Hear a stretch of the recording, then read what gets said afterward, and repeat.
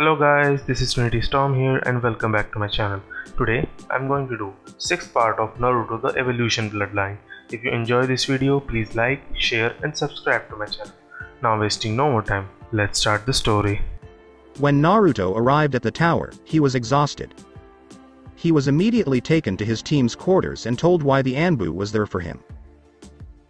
Sandaime had apparently detected Orochimaru's presence and dispatched Anbu to retrieve the genin and bring them to the tower. The exam was also accelerated. All conscious and well genin would be brought to the tower right away. It was too dangerous for them to go on. Even though not all of them died, too few of them survived. Kabuto's squad appeared to have done a clean sweep, eliminating many foreign teams. They, along with Gaara's killing streak, eliminated the majority of the competition. The surviving genin were brought to the tower's safety. Team 8 sighed in relief as their final member arrived. They were all safe. Well, relatively speaking. When Hinata noticed Naruto clutching his neck, she went to assist him before he raised his hand to stop her. "Don't do it, Hinata-chan. I have a reason. Shino, get Anko and the others here as soon as possible." Shino dispatched his allies to their allies while looking at Naruto, concerned for his friend. It only took the Junin and Chunin a few moments to arrive before surrounding Naruto and demanding answers.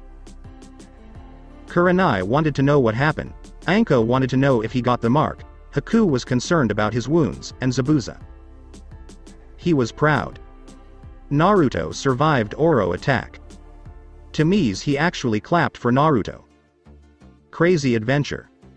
Okay, one by one. Haku, I'm fine if fine is getting worse with each breath I take. Zabuza, this was the most intense fight I've ever had. Kurenai sensei and Anko. Things aren't looking good right now. The snake. He had actually designated me as his future vessel. Motherfucking snake-sucking knucklehead. It also hurts like a bitch. I can't even allow myself to sleep for the time being. Naruto removed his hand from his neck, revealing the marked area. There was a pulsing black tentacled thing on it, like a parasite feeding on Naruto, trying to spread further and further across Naruto's body. The room was filled with the stench of rotting flesh. Hinata gasped and raised her hand to her mouth. Shino frowned, and Haku exclaimed. Kurenai freaked out and Zabuza looked creeped out, which is extremely difficult to do. Anko, on the other hand, had the worst reaction. She apologized to Naruto and hugged him. Naruto hugged his adopted older sister back, gradually calming her down. "Don't be concerned, Nei-chan. I will not fail or fall. Remember how I beat up the Kyuubi? I swear I'm not going to let that damnable seal have me. It just hurts like hell and messes with my chakra. I'm having trouble sleeping as well. But Anko, I'll beat it. I guarantee it. Like everything else, I'll beat it and overcome it. I'm not going to give the same asshole who hurt you power over me. I'll defeat it and then set you free, Nei-chan. Naruto. Please. Don't put yourself in danger for me. Please. There are no risks, Nei-chan. I'm not going to have to fight him again.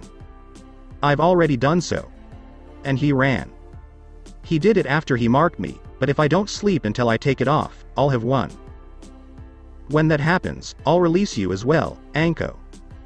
Remember what I said? It just happened faster than we expected. But I'm going to do it. Apart from that, the asshole didn't come after me because of you, so don't even think about it.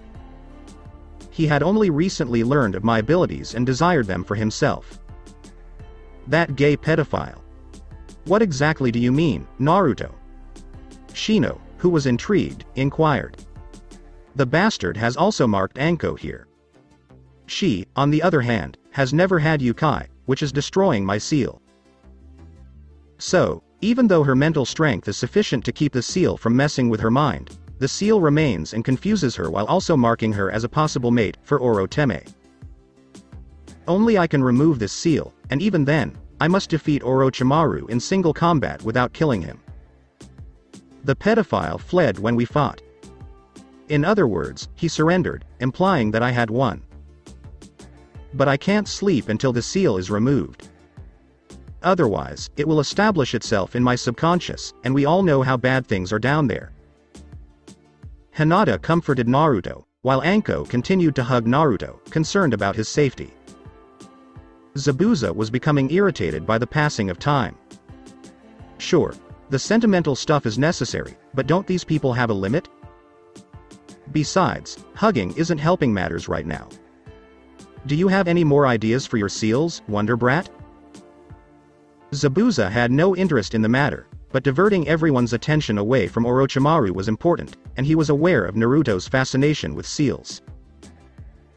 As a result, the team stopped discussing a specific snake user and instead focused on other topics, such as the surviving teams, potential opponents, and Naruto's favorite topic aside from Hinata, seals.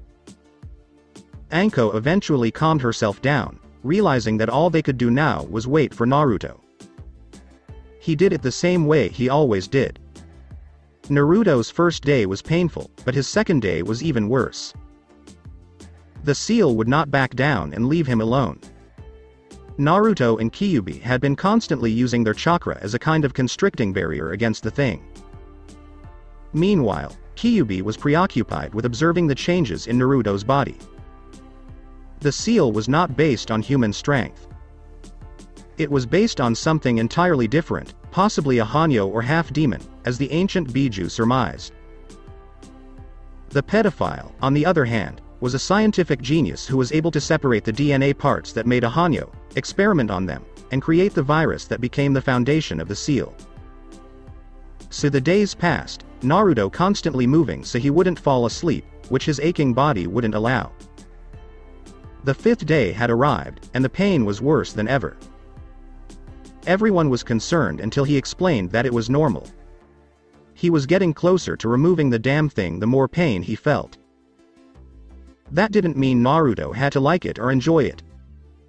In fact, the pain was wearing down even Naruto's incredible pain tolerance.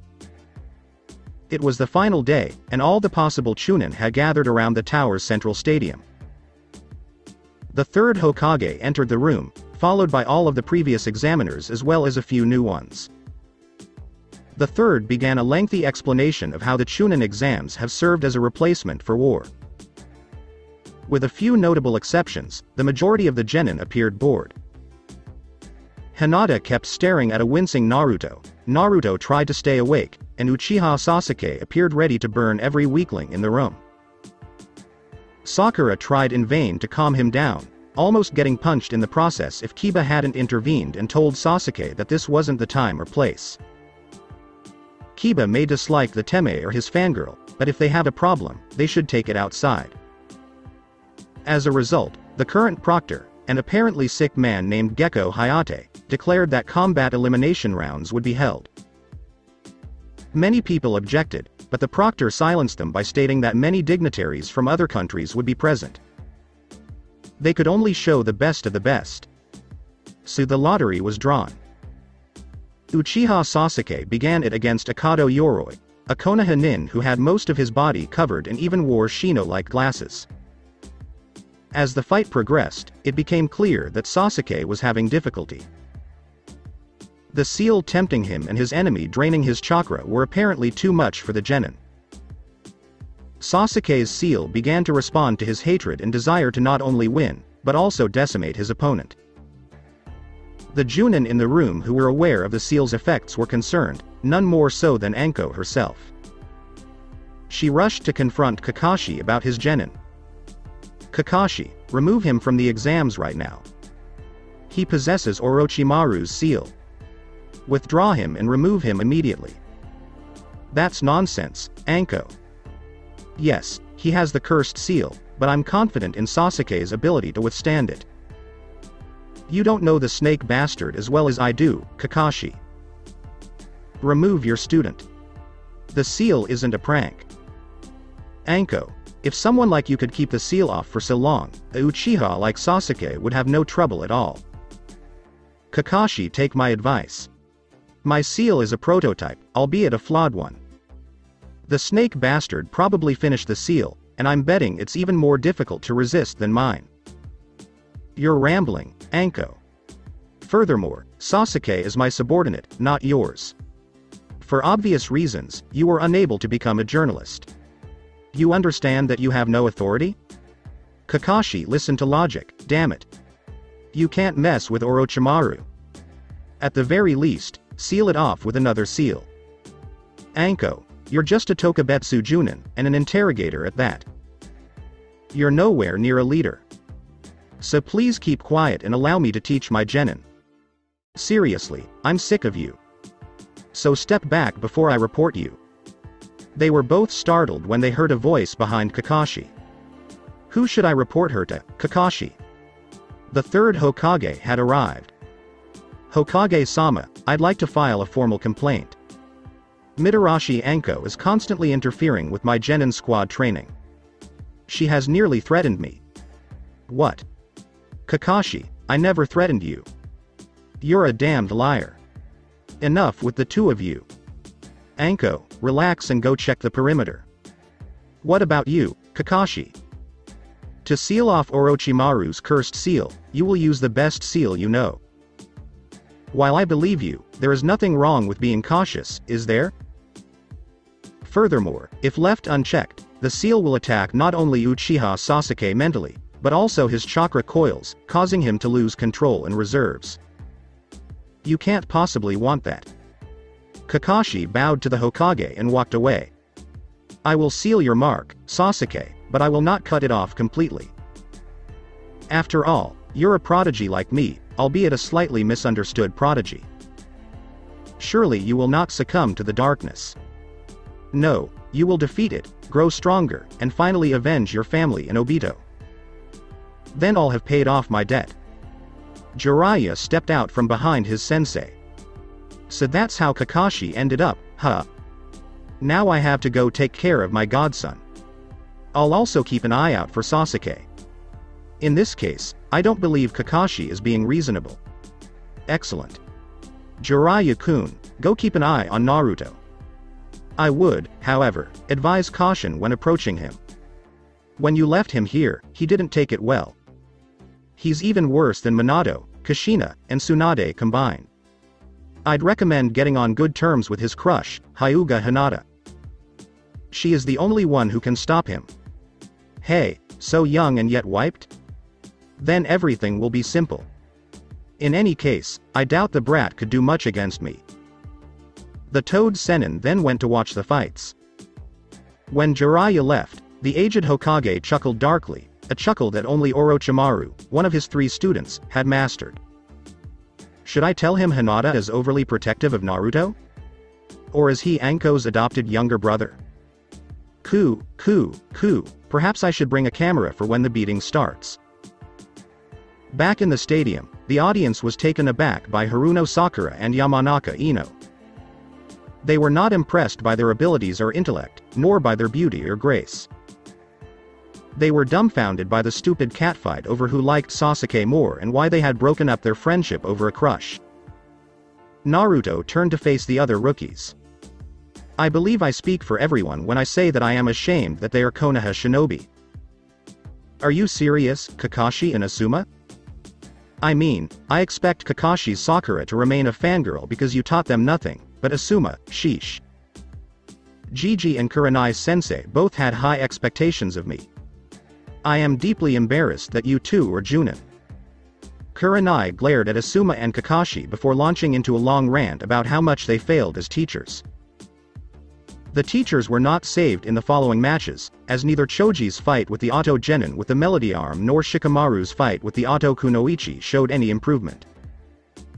As Kurenai repeatedly stated, Asuma simply took them from the academy and threw them into the Chunin exams unprepared. When Kakashi remarked that Asuma wasn't going to get some tonight, he was quickly silenced by Team 8's weapons strategically placed over various parts of his anatomy. All 3 students had a weapon near Kakashi's genitals, with another near his Sharingan eye, jugular, and spinal cord. Naruto warned Kakashi to stop talking or the team would take measures to make him late. Permanently. With the weapons on his skin, ready to shed blood at the slightest twitch, Kakashi rethought his words and actions. Naruto withdrew from everyone and hid in a corner after Kakashi apologized properly. He may not have indicated anything, but the pain was becoming unbearable. He made a mental note to thank Anko for her assistance in overcoming pain. Kyuubi was finalizing the preparations in his mind, the ancient being having spent all this time breaking down that vexing seal. He withdrew, warning Naruto that the time to break it was approaching, and focused on getting the damn thing off without causing any harm. Naruto hoped that his turn would not come so soon, but it was not to be. The names were called out, and he'd had to face the Suna Kunoichi, Sabaku no Tamari. He limped down the stairs, grinding his teeth to relieve some of the pain, as the Kunoichi preferred to leap down. The Kunoichi looked down at him with arrogance. My supporter has 3 stars. Whatever you do, you will lose by the time you see the 3rd. You'd normally make me work out a little, but you're injured, so you'd better give up before you get too hurt, Chibi. Tamari, you're usually safe. Normally, I'd be able to fight with restraint as well. But the hickey I got from Hubby Teme sort of prevents that. Naruto wailed in agony. It doesn't matter. I will triumph over you. But I must warn you. If it appears that I'm about to lose it, give up or I'll kill you. As if. HMPH. I'm in great shape, while you can barely walk. Start the match, Proctor. The match was started by the Proctor. Anko dashed to the Junin from the viewer's area. Prepare to intervene at any time. Naruto is in a lot of pain and could lose control. Kakashi dismissed the question. So he's going to use the demon's chakra, correct? As one would expect from a Jinchuriki. I'll have a seal ready to cut it off. Just be prepared to save the little brat. Anko appeared more concerned by the second. I'm not worried about Naruto, and he's not going to use its chakra. I'm concerned about the Suna lady. Oh, and who is Anko-san? I'm confident she's competent. Guy responded calmly for once, because seeing Anko's worry warranted extra caution. Because Guy. In order to assist Naruto in dealing with physical pain, I assisted him in mastering pain's acceptance. Guy's eyes widened as he assumed a ready stance, seemingly ready to flee the scene. That's impressive that he mastered it, but what's the real issue, Anko? Anko looked him in the eyes and said 5 words that terrified the Junin. He never got the hang of pain's embrace. Guy appeared terrified, eliciting puzzled looks from everyone. He explained quickly. Pain's acceptance is a taijutsu meditation in which one uses the pain he is experiencing to ignore it. In theory, no matter how much pain he is in, he will not be slowed down at all. Only death could bring someone who has mastered pain's acceptance to a halt. This meditation, however, has a second level. When the user is in too much pain and in a combat situation, he or she can enter a deeper state known as pain's embrace. Rather than simply accepting the pain as a part of life, the user draws strength from it. The greater the user's suffering, the stronger he can become, easily rivaling my 8 celestial gates. The issue is that unless mastered, the user enters a berserk state in which everything becomes an enemy. With the Kyuubi's bloodlust, I'm sure Naruto-san is doing everything he can to avoid going on a maddening rampage and killing everyone here. If Naruto is in enough pain to use pain's embrace, he may be able to fight on par with Hokage-sama. Kurenai, I'm sorry, but your genjutsu would be useless as well. His constant pain would instantly cancel them out. The Sandame approached Anko, staring at her terrified expression. Anko, I warned you not to teach it to him. Now he'll almost certainly fail the exams if he doesn't kill the Kunoichi, who happens to be the Kasuke's daughter. I had no choice, Hokage-sama. He'd been in so much physical pain that he'd already begun to use it subconsciously. If I hadn't taught him that, he'd have forgotten it long ago. At least now there are enough Junin to keep him from killing anyone until he calms down.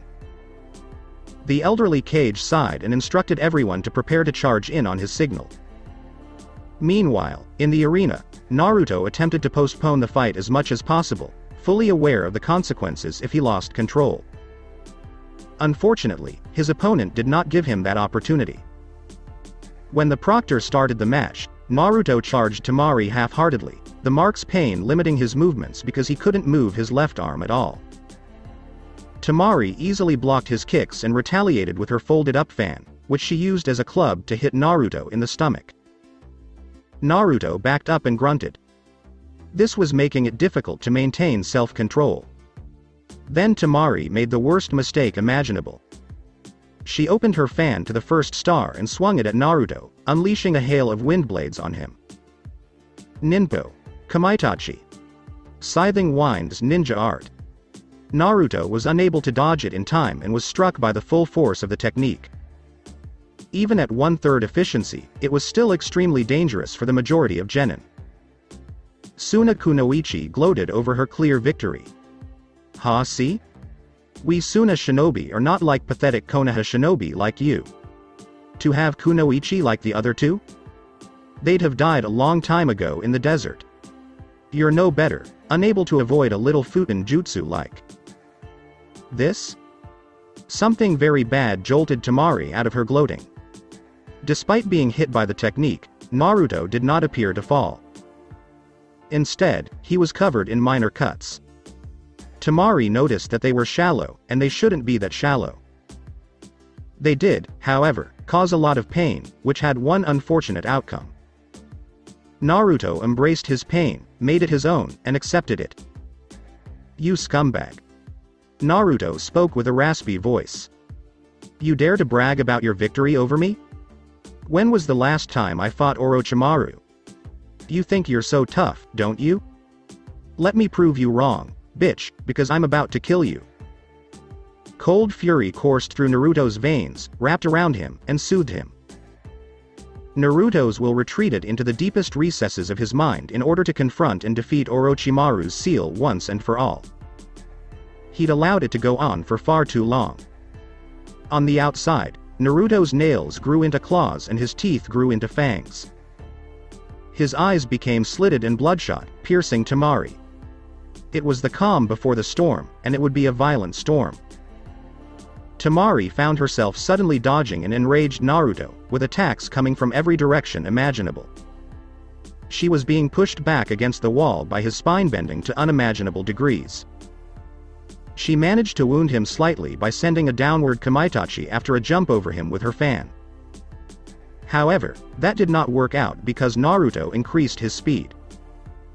Not to mention that the first wounds she had given him had nearly healed by that point. Temari could only gulp in terror as she saw the enraged genin who was about to take her life close in.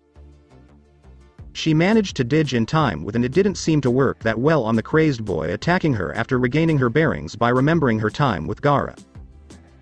Temari concentrated on dodging after one of Naruto's stray punches pierced a wall, hoping the boy would tire at some point. Kyuubi was using what little yukai he could safely use to keep the damnable seal off Naruto's mind. When Naruto opened his eyes, he saw Kyuubi's power restrain another version of himself. This version wore black and white and had sickening yellow eyes, similar to the snake Sannin Orochimaru. Naruto was looking at the figure. Naruto-kun, thank you for coming here. Please inform Kitsune-kun to let me go.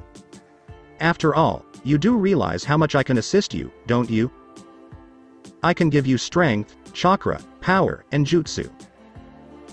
The ability to make your dreams come true, as well as the ability to command the respect of others. Do you mean force others to respect me?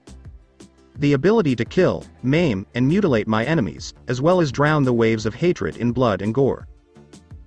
The sickening copy reacted as if it saw a beautiful being in front of it. Yes.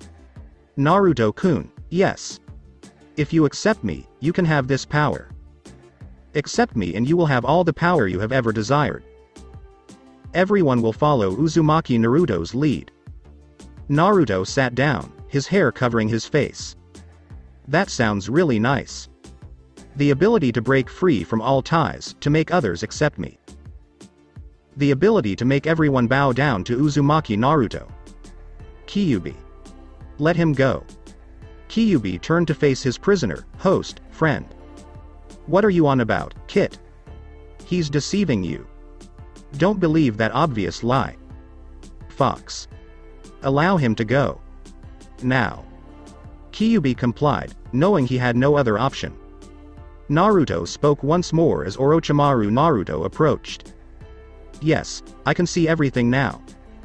No, Konoha, the entire world is bowing before me. However, there is a minor issue. And what is that, Naruto-kun? I don't want to be released from my bonds because they keep me humane. I don't want to kill, maim, or mutilate because I want to protect my precious people. I don't want anyone to bow down to Uzumaki Naruto because I am Uzumaki Namikaze Naruto. And you jerk are getting in the way of my dreams. I'm not going to accept you, snake bastard. I will not bow before you. I ordered Kyuubi to leave you alone for one reason only. So I can personally kick your ass. While speaking, Naruto raised his head, power emanating from every inch of his body, and charged the imposter. Naruto's entire arm ran through the copy, barely giving it time to look surprised. It screeched in defiance, but it couldn't hold together and was defeated by Naruto. Oh, atta boy. I'd have gotten rid of him, but I couldn't safely channel any more power. It's still nice to have the minor annoyance removed. He was becoming monotonous. Now, your future mate is calling. Naruto bowed to Kitsune and exited his mindscape. Outside, Temari struggled to avoid Naruto's ferocious slashes, becoming increasingly cornered with each passing second. Her back was suddenly turned around. Temari had barely enough time to curse as she prepared herself to die as an honorable kunoichi. Of course, when confronted with an irritated Naruto, saying you die proudly is easier said than done. The wall-destroying punch approached Temari in slow motion, taunting her, and Temari succumbed to her fear. She yelled and shut her eyes. Naruto-kun. Stop, Yamate. Hinata screamed desperately, hoping Naruto would not kill an innocent person. Naruto, contrary to popular belief, did come to a halt. Those who could see it saw something fascinating. He appeared to be fighting with himself, muscles tensing to release that punch and destroy that impudent kunoichi who dared to hurt him, while another part listened to Hinata, his angels, plead to stop. Naruto roared in pain, knocking everything away as he stumbled back. As he screamed in agony, the bandages that kept Orochimaru's mark hidden were blown off, revealing the parasite's glowing form. Dark, deep purple chakra erupted, swirling around Naruto like a roaring flame and obscuring his form. Yes, the boy was finally his, Orochimaru chuckled darkly. Then, to everyone's surprise, another flame burst forth from the cursed chakra. This fire was blue and glowed with more power than most could imagine, sending everyone fleeing in terror at the magnitude of its power and emotion. The dark fire fought for only a split second before being blown away and destroyed. Naruto screamed again as his body convulsed and mutated. Bone plates erupted, ripping his clothes to shreds, covering his body, and leaving his face for last. The force of the transformation caused drops of blood to fall to the ground. In a matter of seconds, Naruto's form had been replaced by a humanoid-shaped being with a matte black carapace that left the face exposed.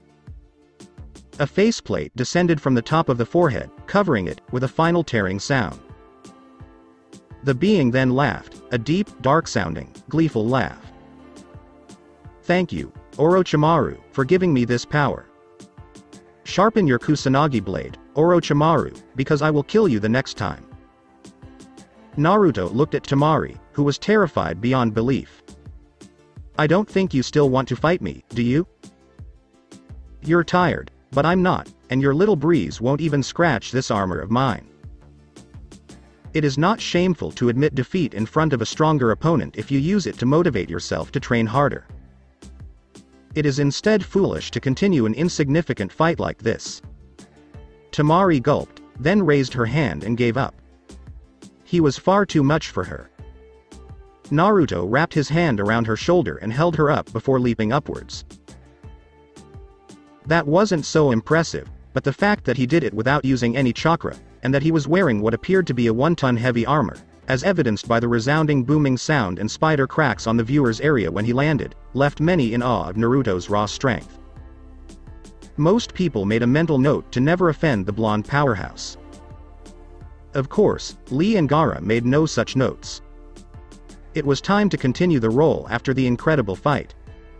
Kiba faced Tenten in the next match. The two sparred with dignity, neither giving an inch. Tenten unloaded weapon after weapon as Kiba and Akamaru dodged and dashed at her, only for her to escape at the last second. Tenten's foresight ultimately won the battle. She had bound most of her weapons with ninja wire, using some to bind both contestants with a surprise attack before placing a katana around Kiba's neck. Kiba submitted honorably, but vowed that the next time he wouldn't give in so easily. Tenten smiled as she accepted the challenge and assisted her two fellow shinobi, or shinobi and pet, in getting off the ground. The aged Hokage made a mental note to keep an eye on these two because they seemed to understand what Konoha was all about. It was time for a very nasty fight after that Konoha versus Konoha fight. It was a battle between Rock Lee and Gaara. The sand user grinned like a lunatic before summoning a sand version of Shunshin to the arena, followed by Lee jumping off the rail and yelling about the flames of youth. Many people were taken aback by both contestants' abilities, especially when Lee removed his weights and opened the gates. The green-clad speed demon eventually lost, his arms and legs encased in Gaara's sand. Gaara smirked demonically, poised to crush Lee's limbs when SETSUDANKIKs. A sand blade was blown away by the wind. A deep voice rang out, a sense of oppression looming over Gaara, making him respect the person speaking. Looking up, he noticed Naruto glowing with barely concealed power. First and foremost, exercise restraint. Your rash and foolish actions bring a bad name to 9. Keep your cool, fool. Do not kill anyone until the final stage, and I will give you a fight to remember, Tanuki. But if you murder anyone, I mean anyone, I will destroy you. You may be strong in the first, but you are nothing before the 9th. Now walk away, and we'll have our fight later. Surprisingly, Gaara heard him. Nobody knew if it was because of Naruto's presence or Shukaku's sudden silence. Only a few of the Junin were aware of Naruto's declaration. Lee approached Naruto, his face a mix of rage, sadness, and gratitude. While I appreciate your efforts, Naruto-kun, you should not have interfered with my fight. After all, I was demonstrating the power of youth in the springtime and it's not that I didn't want to see you fight, or that I thought you were weak. If you had continued, Gaara would have crushed your bones, preventing you from continuing as a shinobi, which would have killed you, wouldn't it? Besides, I did it for another reason. Lee raised an eyebrow. Lee, you can never be a ninja because you lack the ability to use ninjutsu. Naruto continued before Lee's stunned expression could register. You can, however, become a great shinobi. Ninjutsu is used by ninjas, and your inability to use them keeps you from becoming one. A shinobi, on the other hand, is someone who has the courage to keep going no matter what. A shinobi is someone who never gives up or surrenders. As a result, you have the potential to become a shinobi. In fact, if you can keep going with all that crap against you, you're already one in my eyes. Naruto rested his hand on Lee's shoulder. Lee, there aren't many of us left these days. That's why I can't bear the thought of anyone falling victim to such a farce. Besides, the only genin who could compete with that Teme on equal terms is me. Everyone else in this room is cannon fodder. Don't worry, Ma. This does not imply that you or anyone else is weak. He just has a different kind of power. He's also insane. I'll just have to correct him the next time. After Naruto explained some things to Lee, they both focused on the final exam fight. Naruto realized who would be fighting at that point. Hyuga Hinata was pitted against Hyuga Neji. Naruto approached Hinata, placing a hand on her shoulder before hugging her. He spoke softly to her. "Whatever happens, I will always love you. But if that Teme causes you pain, not even Kami can save his sorry behind." Hinata also hugged Naruto before being consoled by the rest of her team. She walked down the stairs slowly. Neji was already waiting for her, expecting her to be just as frail as before. When she did come down, he looked at her with contempt, sneering at her before beginning his fate monologue. "Give up, cousin, you're a weakling. Save us all the embarrassment of watching you fight and then give up. You simply cannot win, regardless of whether you are from the main branch. You're just a last-minute failure that. Will you please stop talking about fate, cousin? It really gets on my nerves." Neji, and frankly, the majority of Konoha's 12, were taken aback by her words. Neji sputtered angrily for a second before dropping into the traditional Gyuken fighting stance. He grinned. "Your stance is both open and weak. If you go against me, you will be defeated in seconds. You foolish child, not even the fabled main house can save you this time. Your fate was decided by. Didn't I tell you to shut up? I'm aware that I'm going to lose. Do you understand why, dear cousin? No, of course not. After all, your eyes only see pain and death, and you've closed them to everything else out of fear of being hurt. Yes, I am aware that I will fail.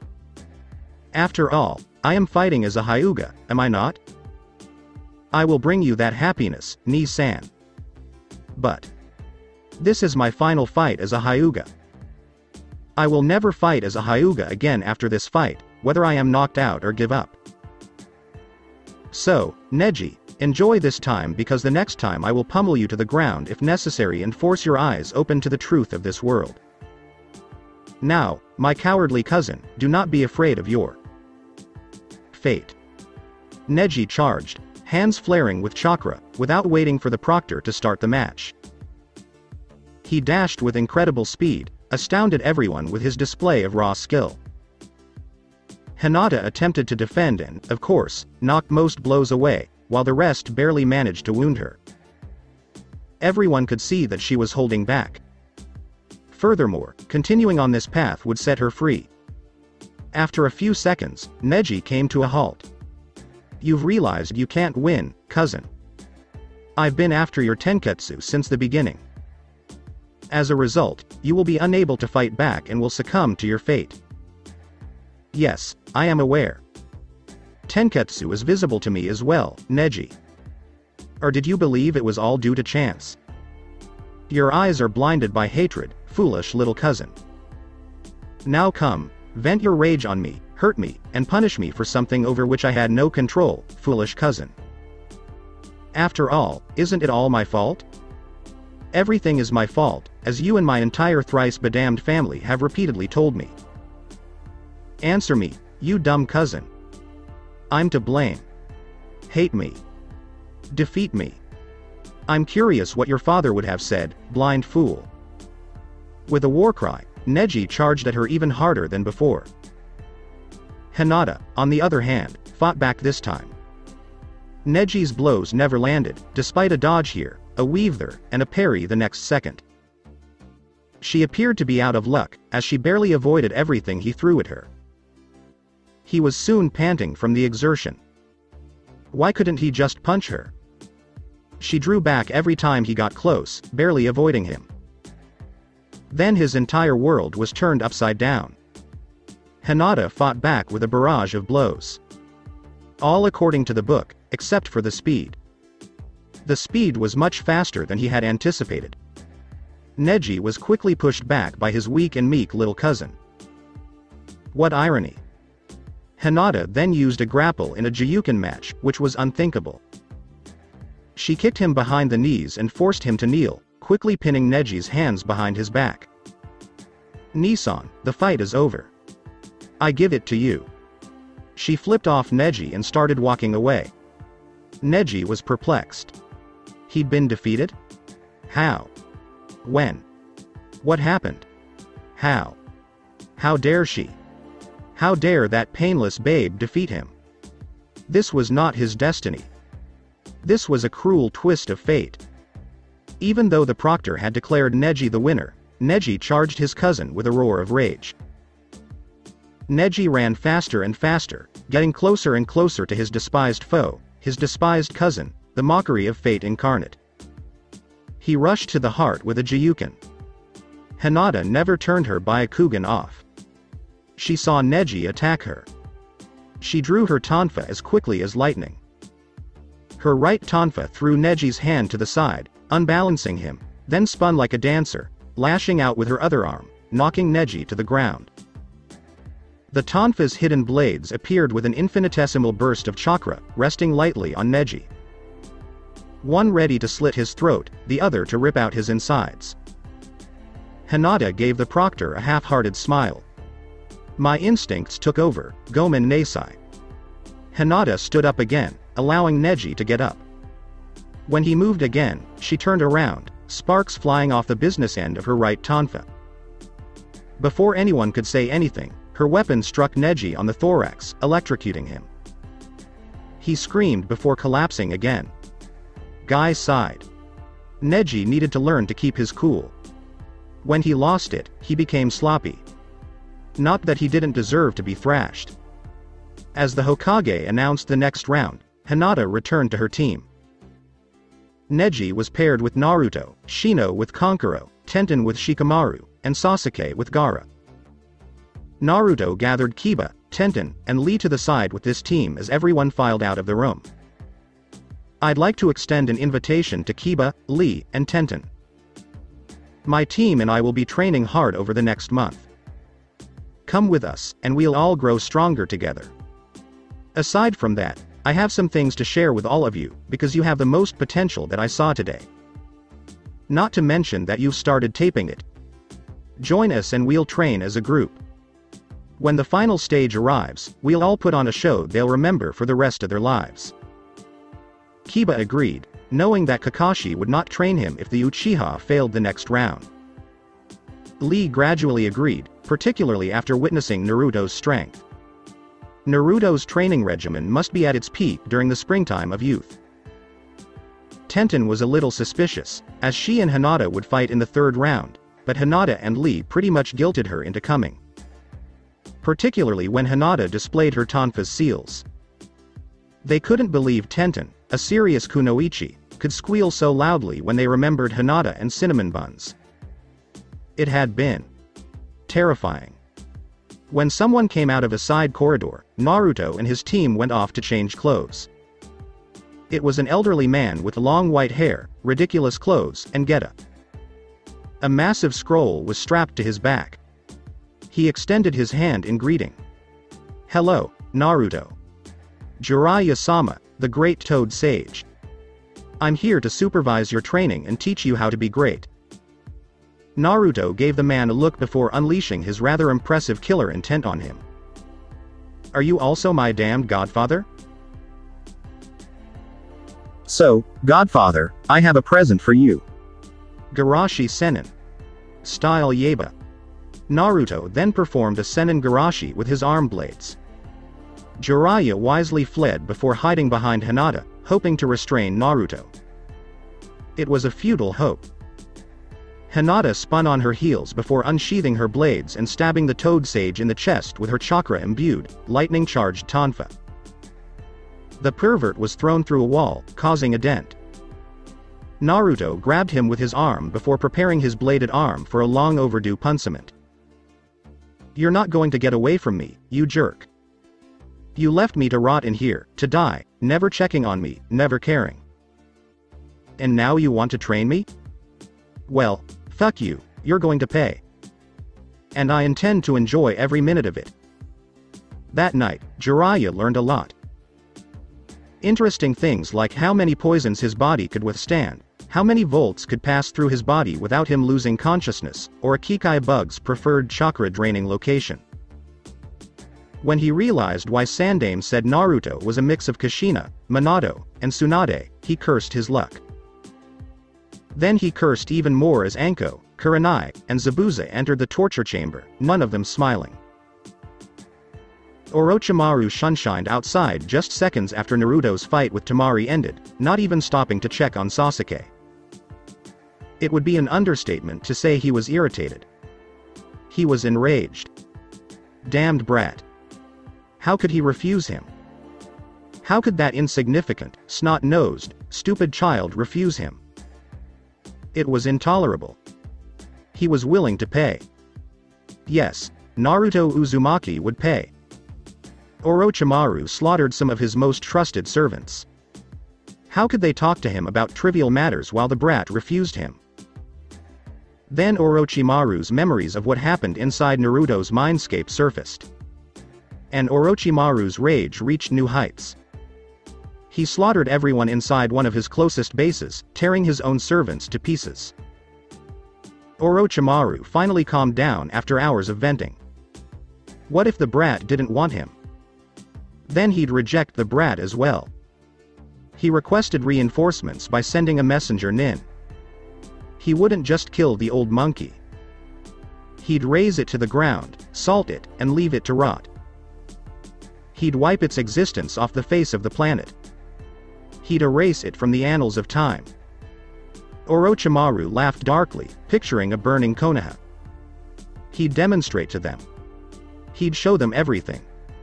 He'd make them regret not worshipping him as a god. Back in Konoha, Naruto, Hinata, Anko, and Shino waited in Training Ground 8 for Lee, Tenten, and Kiba. Kurenai had a minor mission from Sandaime that would take a day to complete, but none of the genin were concerned. It was early in the morning because they wanted to get started as soon as possible. After all, Shino or Naruto might show up to fight Gaara, which was not a pleasant prospect. Naruto had, after all, informed his team of Gaara's condition. Whatever Kakashi did, Naruto knew Gaara would win. The goal would be to limit the damage in some way. Last night, Naruto had a brief conversation with his godfather. When Naruto was told that Jiraiya didn't check on him as a child because it would take away from his research time, it was eye-opening to say the least. He also had faith in Sarutobi to keep the villagers in line. After Jiraiya's punishment was over, he was told about Naruto's life prior to acquiring his Kekkei Genkei. Jiraiya's rage over it clearly demonstrated how sorry the man was for his actions. In the end, Naruto forgave the old pervert, mostly because Hinata practically ordered him to. Jiraiya then made the unforgivable mistake of referring to Naruto as whipped. A blunder that led Hinata to request that Naruto dear beat up on the pervert. Jiraiya quickly learned not to make any sort of joke about Naruto or Hinata. Thus, once Jiraiya beating time was over, Naruto tasked the aged Sannin with limiting the Shukaku. Even if the war rumor was false, and Jiraiya's own spies had found little evidence of it, a fight with the insane Jinchuriki was unavoidable. The pervert, on the other hand, was overjoyed to learn that Naruto had made sealing one of his specialties. He was irritated when Naruto told him he'd have to wait to see the kid's seals. Naruto and his team were now waiting for the newest members of their gang. They finally arrived, first Lee, then Kiba and Tenten. Naruto greeted them by high-fiving Kiba, patting Lee on the back, and nodding to Tenten. Now that everyone has arrived, I'd like to show you around our group's headquarters. Since I met Anko Ne-chan, this has been a pet project of mine. We'll be able to communicate better there. Please follow me. Naruto's team was aware of the headquarters, but they had never seen it because Naruto completed something before presenting it to the group. For a few minutes, the group walked towards the Forest of Death, deep within the surrounding woods. Naruto approached what appeared to be a rocky hill. He looked around him as he stood in front of one of the largest boulders. This is the marvel of seals. When I first started out, I had to manually lift that rock. However, I now have a better method. Behold. Naruto put his hand on the boulder and sent a chakra pulse through it. This particular rock is a good chakra channel. However, it cannot be used as a weapon, which is why no one comes here. After all, it's worthless. In my case, no. I've hidden a simple storage array behind the rock, which is linked to a chakra recognition seal. I can store the boulder without even touching the storage seal if I pulse my chakra. The beauty of it is that you can't seal that boulder any other way because another seal I've placed prevents you from doing so. So you can either pulse your chakra or move the boulder. Because few people can do either, it's pretty safe here. Granted, it's not the best location, but it'll do for a change. Furthermore, you should not judge a book by its cover. The boulder poofed away in smoke, just as Naruto predicted. Tenten squealed with delight at the prospect of learning more seals. After all, she only had two vices: sharp, pointy, dangerous, and did we forget real sharp things? The tunnel was built of stone that had been cut with an extremely sharp tool and reinforced with wooden beams. Steps led down into a darker area, which opened up just 20 feet ahead. But what was in the open area was anyone's guess. As the group continued down, Naruto came to a halt at the last step and searched the wall with his right hand. When he found it, he pulsed his chakra once and there was light. I couldn't bring electricity here, so I had to make do. A chakra pulse in the right indentation turns on the lights in each room of the headquarters. Naruto educated the team. The first room was more of a corridor, leading to other rooms in an underground miniature maze. Small bulbs provided adequate lighting, and the air appeared unusually clean. Okay, the dining room and kitchen are on the right, while the rooms are on the left. Lee, Tenten, and Kiba can choose any of the free rooms in my team's rooms, which have their names on the doors. Place your belongings there and proceed to the dining room. We have a lot to talk about. Before he and Anko went into the dining room, the blonde said. The rooms were discovered as the group dispersed, each with a large desk, chair, a comfortable bed, and a dresser. The lighting indentations were everywhere, leaving no space in the shadows. When the group returned, Naruto and Anko were talking animatedly inside the dining room. Naruto motioned for them to gather around the central table. Naruto smiled as he looked around at the mismatched group of shinobi. Now, I'm sure you all have questions, so ask them now and get them out of the way before we begin the torture. I'm referring to training. You're rubbing off on me, Anko-ne-chan. Before they could relax, Naruto's extended teammate laughed at his phony pout. Mostly because Shino would never allow himself to relax with people he didn't explicitly trust around him. Tenten was the first person to speak up. So, what exactly is this location? I mean, you didn't do it last summer or anything. You've given it a lot of thought. Tenten, you are correct.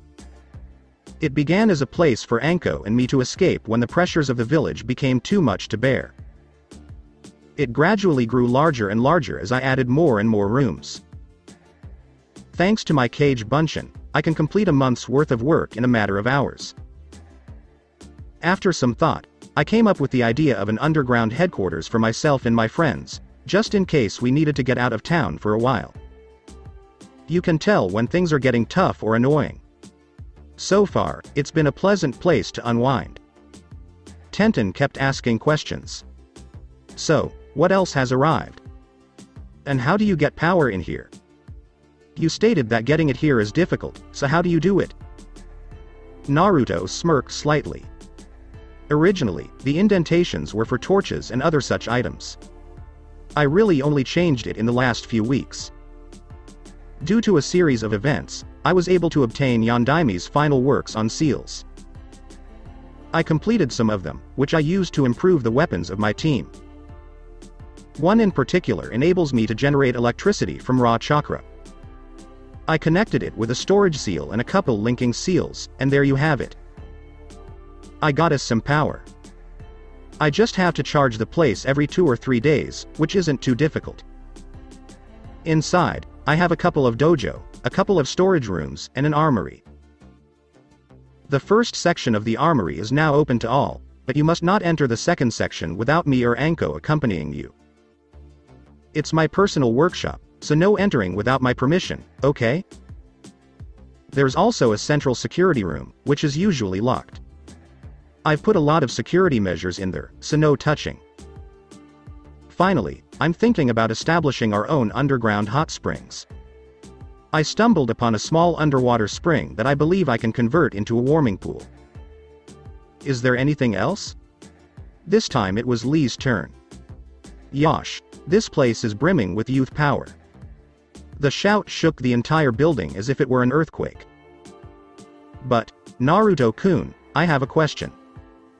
What was the name of the youthful armor you wore during the match? That Lee. That Lee was my Kekkei Genkai. Naruto appeared to be moved by his admission. He knew the questions would come, but it didn't make it any easier to reveal who he was. You're probably wondering what I'm talking about. I mean, normally, I'd have a family and wouldn't be an orphan, right? The two new team members nodded, as Kiba had predicted since Wave. It's a long story, one that began 13 years ago, on October 10th, the night of the Kyuubi's attack. Yondaime, contrary to popular belief and written history, was unable to kill the fox. Instead, he sacrificed his own soul to summon the Shinigami himself, who sealed the Kyuubi. The Kyuubi, on the other hand, was far too powerful to be sealed in an adult's body or a holy relic. The Kyuubi could only be kept imprisoned by sealing it inside a newborn baby. As fate would have it, I was the child chosen by the Yondaime Hokage to be the Kyuubi's living prison. The story astounded Tenten and Lee. When it came to business, Naruto was a trickster, a prankster, and a respectable shinobi, as far as they knew. Heck, their interactions with him revealed him to be a loyal friend and a brave shinobi. Naruto never gave them a chance to think before continuing his story. The Yondaime's final wish was that I be remembered as a hero for keeping the demon imprisoned. I was, however, a living reminder of what they had lost: loved ones, parents, brothers and sisters, sons and daughters. So obviously, in their anguish, they never saw me as myself, but rather as Kyuubi no Yoko. I was being hunted by some civilians when I was 8 years old, as was customary at the time. Most of the time, I escaped because I could outlast any civilian, but they seemed much more determined than usual that time. During and after the beating, the seal appeared to heal my body with the Kyuubi's chakra. At that moment, a masked man approached and stabbed me with a chakra-infused sword right on the seal. While Shinigami Seal Sama's is extremely powerful, it is also extremely vulnerable in some situations. When the sword pierced me, it also pierced and destroyed the seal. Naruto took a deep breath, allowing Lee and Tenten to comprehend the gravity of the situation. The demon could have escaped right away, but instead chose to fight my spirit, devour me, and torture me for all eternity. Fortunately, it was my mindscape, so I had a huge advantage. Some parts of the seal had also remained intact. I barely won in the end. However, victory would require me to absorb Kyuubi and subject him to the same torture he would subject me to. However, mortals were never meant to possess Kyuubi's power and knowledge. My mind would be obliterated, while my body would explode in a burst of Yukai, destroying Konoha, while Kyuubi would simply be reincarnated into something else. That, however, never happened. I used my newly acquired powers to bring back the dying Kyuubi, returning him his knowledge and power, just seconds before going insane myself. Meanwhile, I sealed him once more, this time in my own blood, because I couldn't remake or repair the Shinigami's seal. Kyuubi became mine and my family's. Kekkei Genkai as a result. Fortunately, before I bound him, I removed certain parts of him, allowing him to come into contact with my spirit. I cleansed him of his mindless hatred and bloodlust while allowing him to retain his full range of emotions. Kyuubi is now more of a spiritual guide for me. He is no longer evil. He is truly sorry for what happened and has revealed the truth about his attack. Let's just say that, while he is partially to blame, he is not entirely to blame. Naruto kept the shock going with another deep breath. During my fight with the furball, however, my body was exposed to massive amounts of yokai, demonic energy, which my body was not yet prepared to accept. As a result, my body began to disintegrate and collapse on itself. I survived, but not unscathed, thanks to my own bad luck. My body became unstable, and my DNA chain was irreparably damaged. My own children will have the same effect. However, my insecurity is under my conscious and unconscious control. When I am exposed to something harmful, my body adapts to survive. When I exhaust myself, my body adapts by making me stronger and tougher. It's the same way Lee trains, except in my case it's easier and faster. My conscious mind is in charge of my more active abilities. I can change my shape at will, forming claws from my nails or an entire blade from my arm. Only stipulation appears to be required.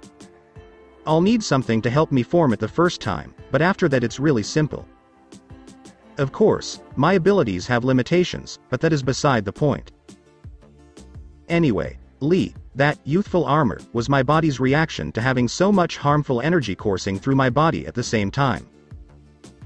I can summon it whenever I want, but since it shreds my clothes, I'd rather not be naked in front of the ladies. Naruto concluded with a lopsided grin, daring Hinata to blush. You now know my secret. I understand if you dislike or distrust me. From your perspective, I'd have trouble trusting myself, but I would ask that you not reveal any of this to anyone. I entrusted you with my secret, and I expect you to do the same. Lee and Tenten were speechless. The revelations in the last few moments had been shocking.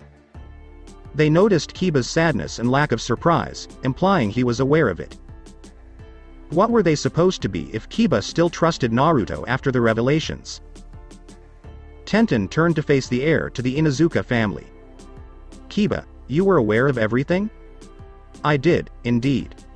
At first, Akamaru and I were both curious and terrified. Especially after learning the truth about the fox's fate. But, as an Inuzuka, I know Naruto isn't the fox, neither the current nor previous fox. I know Naruto is a pack member, and I trust him. I shouldn't be loyal to the village after what they put him through. But who am I to judge if Naruto has the heart to forgive them for all that nonsense? Naruto, fox or no fox, has my respect and loyalty. Tenten was deep in thought. Naruto was holding the Kyuubi scroll, so everything was fine, right? Years of being told to despise Kyuubi, Naruto, and foxes had left an indelible mark on her. She was having a difficult time deciding. Then she remembered Naruto's actions during their mission. She remembered him stealing the blade intended for Hinata. Lee, on the other hand, was contemplating Naruto's flames of youth. He admired the blonde powerhouse because despite his ordeal, he was able to forgive those who had wronged him. While he was disturbed by the fox's knowledge, he was adamant that Naruto was a good person. Kiba was the one who broke the comfortable or uncomfortable for Naruto silence. So, what are you teaching us? Do you have a plan? Yup, I do. It's not just that you have enormous potential that you're already utilizing. You also have the right mindset. As Haku can attest, a person becomes truly strong when they have someone they want to protect, such as a precious person. However, no matter how strong he or she is, one cannot protect his or her precious people alone. I really want to help some people. I'm not loyal to Konoha, not after what they've done to me. I am, however, loyal to some people. I'll stay in Konoha as long as they do. But I know I can't always protect them or be there for them. That is the purpose of this group. We will safeguard each other's precious people. The same people who accept us without reservation. They may be few, but for some of us, they are all that keeps us from going insane. I'm inviting you to this group in the hopes that you'll protect my important people as I will yours. That's the end of it. growing stronger for the few who truly accept us, the few who truly matter. Who are you so attached to, Naruto? Tenten, who was intrigued, inquired. Naruto wore a sad expression on his face. Tuchi and Ayame Ichiraku, because they were the only people who would always let me in. Sandaime Hokage, because he was always willing to assist me. Iruka Sensei, for caring enough to see past the Kyuubi. Shino and Kurenai Sensei, thank you for accepting me for who I am. Thank you, Anko Ne-chan, for showing me that the world isn't all bad. Most importantly, Hinata-hime for loving me even when everyone else did. Haku and Zabuza are also significant figures in my life, not only because they have accepted me, but also because they are significant to those who are significant to me. I'd give anything to see these people happy. That is why, even when I am not present, I want them to be happy and safe. Isn't it all a chain? Perhaps, just maybe, this chain will bind the world in happiness rather than hatred, as it is now. People nowadays hate, are sad, and blame others. That bothers me, and I want it to change. I want people to be happy, laugh, and grow. I know it's unlikely, but as long as my precious people are a little happier, I'm content. They are, after all, everything to me. Tenten was still torn, but what Naruto had suggested was fantastic.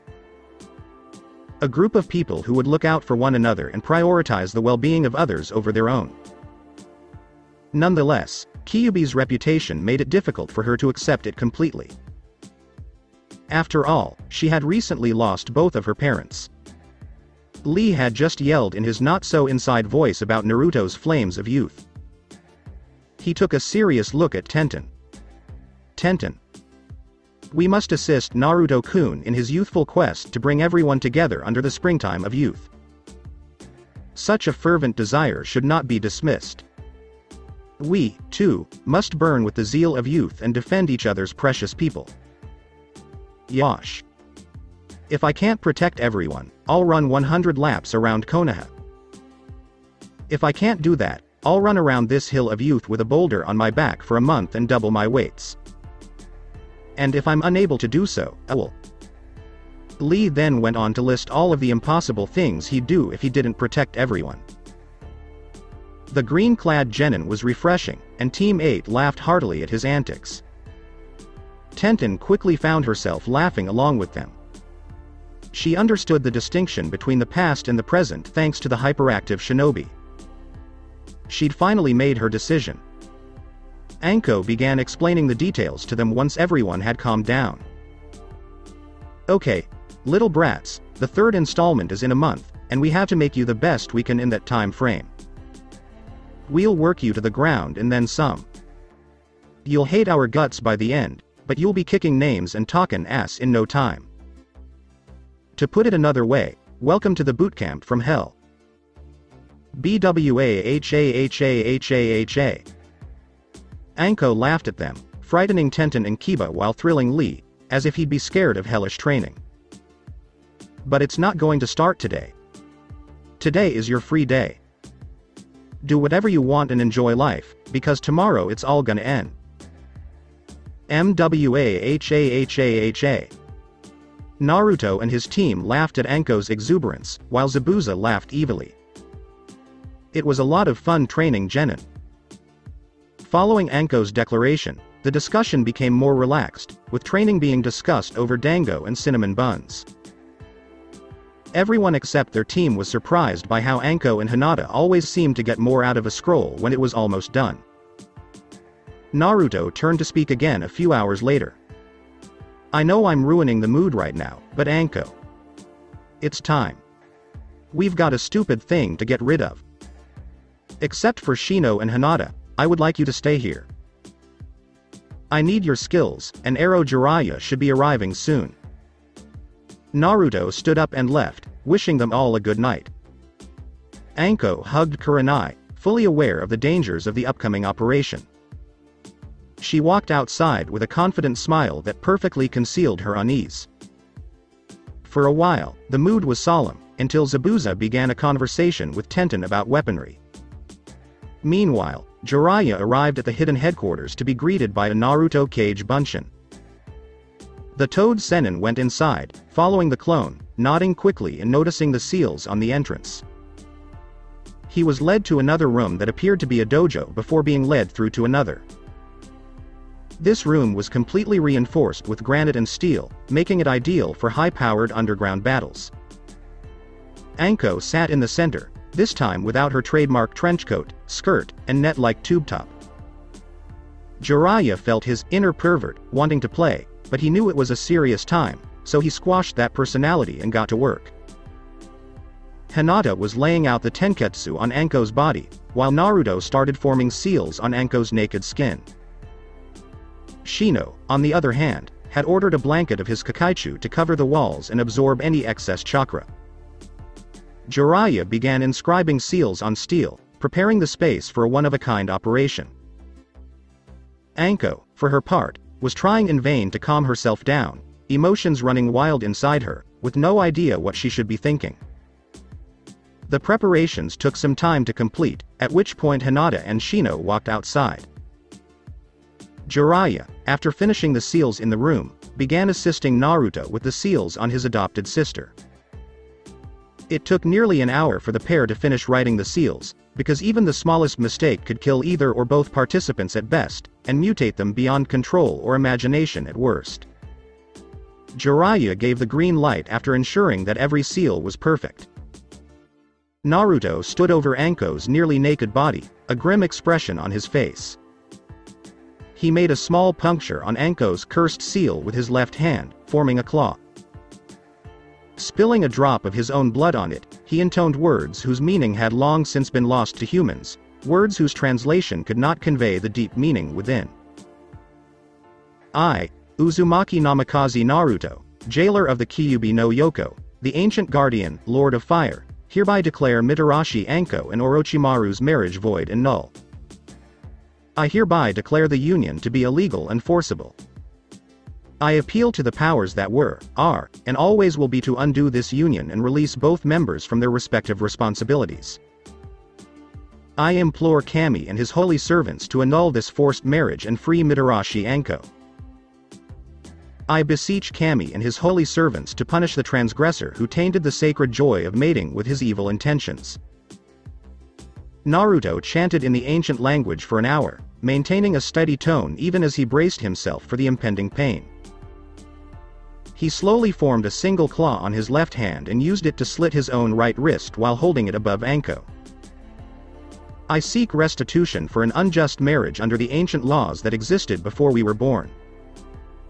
I demand the right to refer to Mitarashi Anko as my blood sister. In a demonic clan, I invoke the right of adoption. As reparation for an age of pain and hatred, I invoke Kami's will to grant my wish. Witness our hearts and judge us both. Witness our hearts and see that my plea is not motivated by evil, vileness, or hidden desires other than our mutual desire for a family. Naruto moved his bleeding wrist slowly to Anko's mouth, allowing her to gulp and swallow the thick liquid that was his own blood. Anko resisted the urge to wail in pain as pain erupted slowly but steadily within him, from a dull annoyance to hot pain to searing agony. Naruto felt pain as well, but it was nothing compared to his. He withdrew his hand slowly before making a small incision on Anko's hand. Since his wrist cut had healed, he opened a new one on his palm and wrapped his hand around Anko's so their wounds overlapped. Blood is strength, blood is life, and blood is duty. Blood represents weakness, death, and freedom. My blood contains power, both a blessing and a curse. Death is present in my life, a curse that has set me free. This blood I bestow upon you in order to set you free as I never was, to bless you as I never was, and to complete the whole in you. Allow my power to wipe away your weakness, my strength to become your own, and my power to be added to yours. Allow yourself to be my blood, flesh, and heart sister. Allow yourself to be free of your shackles. Allow yourself to become stronger than you have ever been. Take some of my blood and claim my power for yourself. Naruto raised his hand again, this time cutting a piece of his own flesh from his right arm with his knife-like claw. He quickly placed it in Anko's mouth, forcing her to eat it while it was still warm and almost pulsing with life. He realized that Anko had no idea what was going on because of her pain at the time, or she would not have agreed to it. He spoke again, kneeling next to Anko's trembling form, wrapping her in a hug, his chakra and Yukai flaring to life, seeping out of his body and into Anko's. Allow my insignificant sacrifice to provide you with power. Allow my pain, however minor, to take away yours. Allow my rage, however weak, to protect you from your own. Allow my power to flow through you and give you new life. Allow my life to give you new life. Allow my flesh and blood to resurrect you. For I swear before Kami and his holy servants that I will protect you, O sister of mine, with my life, blood, flesh, and power. I swear you will not die as a result of Father Time's passing. If necessary, I swear to guard and protect you until death. Break free from your previous shackles and become the person you were always meant to be. Naruto, by the honor and duty of Uzumaki Namikaze. The chakra cloud grew in intensity, covering the two and obscuring their vision, even as the seals tried to reduce and control the power emanating from them. Anko felt her consciousness being drawn away, and she opened her eyes inside a new location. It was a massive forest, with trees taller than the eye could see, their leaves covering the sky, and the ambient light indicated that it was neither day nor night. A huge white snake slithered in front of her, its eyes a malicious yellow. Anko recognized it right away. That sensation was unique to Orochimaru. So this is your name. Leave me alone, snake. The snake slithered forward, revealing itself to be several times Anko's size. Yes. Despise me. Despise me. Anko. Your despise gives me power. Hate me. Yeah, I despise you, you cursed snake. I despise your guts, but you're no longer in charge. You don't have anything on me anymore. I've always been free of your clutches. The snake seemed to darkly chuckle. No. You will never be free. You will always be mine, as you have always been. As a huge shadow fell on the snake, a booming voice could be heard behind it. Oh? Is she still alive? What exactly am I supposed to be? Is that chopped liver? Don't you realize when you've lost, stupid little snake? Anko looked up and saw something that both terrified her and gave her hope. The Kyuubi no Yoko stood tall above the white snake of Orochimaru, a vulpine grin on its face. Boo. Have I scared you? Anko, you should not be. On the other hand, you, little snake. I advise you to flee. After all, I love working out before lunch. Kyuubi charged the snake-like representation of Orochimaru's will with a leap, his jaws wide open, ready to sink his teeth into a tasty morsel. Anko watched in awe, delight, and disgust as Kyuubi caught the snake and proceeded to eat it. There's nothing like the taste of flesh to get you going. Burp asterisk, I'm sorry about that. Let's get comfortable now that the snake bastard has left. Or I'll get comfortable because you're about to be in a lot of pain. Chibi hubby-chan, yes. Kyuubi laughed as she screamed in agony, the pain overwhelming everything she could do or think. She soon fell asleep and lost consciousness. The fox sat back on his haunches, aligning himself with his new phantom host. He anticipated that it would be enjoyable. Double the hosts, double the fun. On the outside, the chakra and Yukai mingling was finally dying out, the seal on Anko's neck reduced to ink, its miasma long gone. Jiraiya approached the pair with caution, while Naruto carefully unwound his arms from Anko. He picked her up in bridal style, without saying anything. He looked at the faces of his team members as he opened the closed door with his left hand. Hinata and Shino feared the worst when they saw Naruto's grim expression. They were well aware of how much Anko meant to the blonde shinobi, and that losing her would be disastrous for him.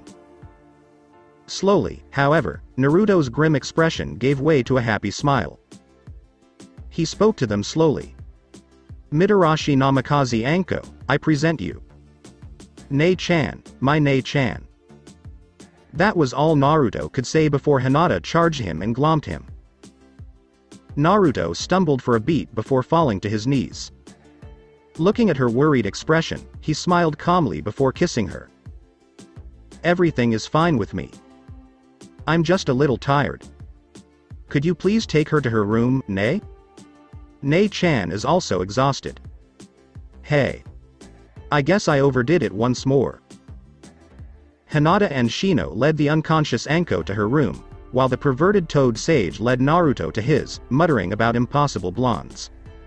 That's it for today. If you enjoyed this video, give it a big thumbs up and subscribe to my channel for more awesome stories like this.